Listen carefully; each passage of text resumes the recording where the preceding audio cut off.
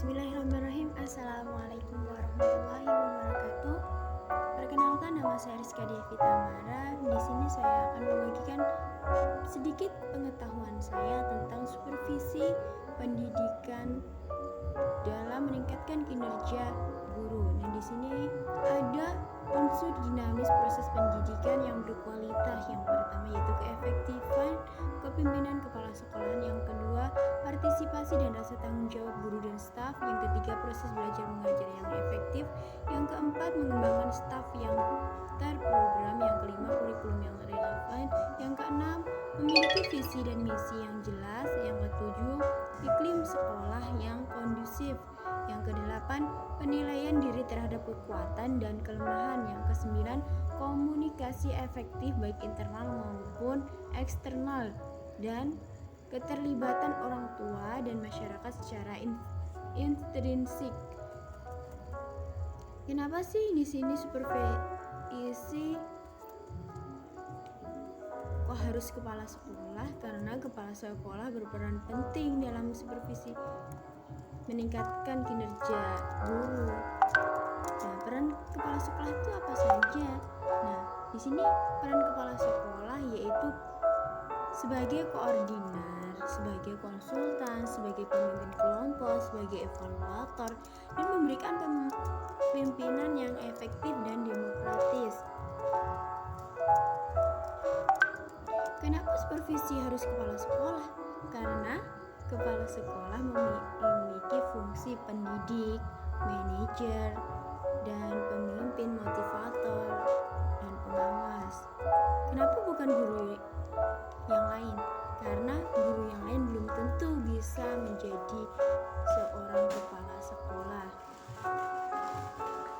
Nah, di sini apa sih supervisi pendidikan itu?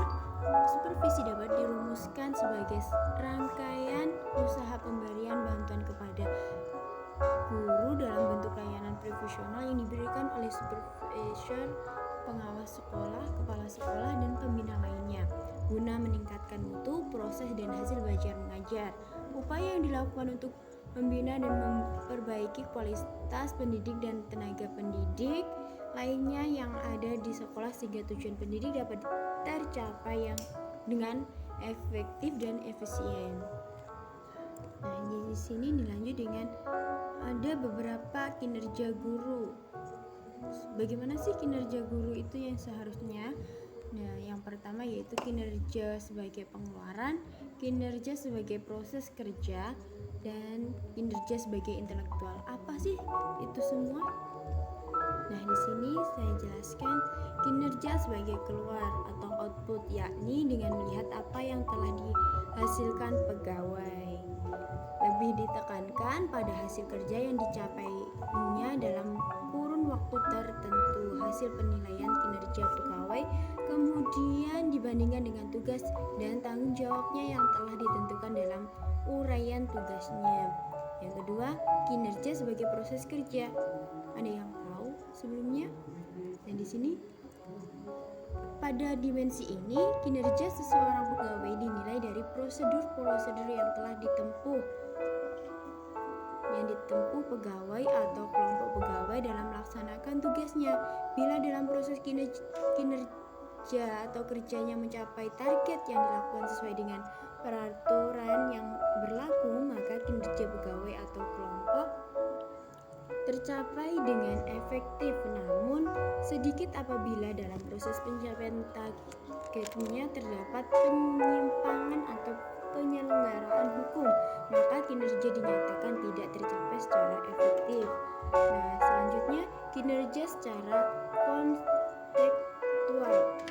Nah, yakni penilaian kinerja seseorang pegawai dilihat dari kemampuannya dengan asumsi bahwa jika seseorang pegawai mampu mengerjakan pekerjaannya, maka kinerja juga akan baik. Dengan kata lain, apabila seorang pegawai mempunyai pengalaman, pendidikan, dan keterampilan serta ditempatkan dalam posisi yang tepat, maka secara kontekstual sudah yakin kinerjanya akan baik.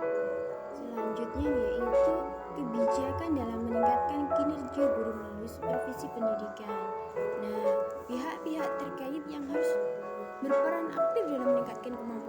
supervisi kepala sekolah, yaitu kepala sekolah sendiri. Terus pihak guru harus menerima dengan terbuka setiap tindakan kepala sekolah yang bermakna supervisi terhadap proses belajar mengajar yang dilakukan oleh para guru.